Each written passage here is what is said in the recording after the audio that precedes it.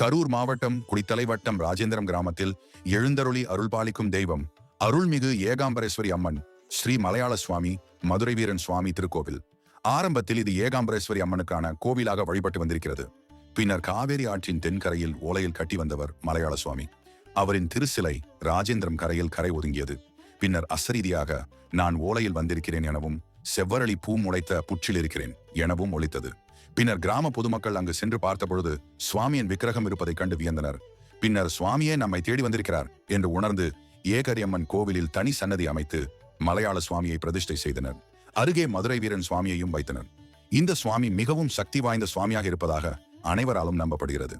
மேலும் இந்த கிராம பொதுமக்களுக்கு சுவாமியே குலதெய்வமாகவும் இருப்பதாக ஒரு ஐதீகம். தன் வாழ்வில் என்ன செயல் செய்தாலும் சுவாமியின் உத்தரவை பெற்றே செய்கின்றனர். சுவாமி தங்கிய புற்றில் இன்றும் பெரிய கரும் நாகம் இருப்பதாகவும் அந்த நாகம் கிராமத்தை காப்பதாகவும் சிலருக்கு கனவில் சிலருக்கு நேரிலும் தோன்றி அருள் புரிவதாகவும் கூறப்படுகிறது.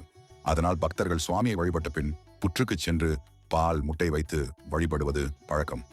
ராஜேந்திரம் கிராமத்தில் பக்தர்களுக்கு எழுந்தருளி அருள் பாலிக்கும் சிவாலயம் அருள்மிகு ஸ்ரீ தேவநாயகி சமேத மத்தியாஜனேஸ்வரர் திருக்கோவில். இத்திருக்கோயிலில் சிவாச்சாரிய பெருமக்கள் நித்தியபடி பூஜை செய்து மாலை அர்த்த ஜாம பூஜை முடிந்த பின்னர் நேராக வந்து மலையாள சுவாமி திருக்கோவிலில் சாமியை வழிபட்டு மாட்டு வண்டியில் சென்றிருக்கின்றனர்.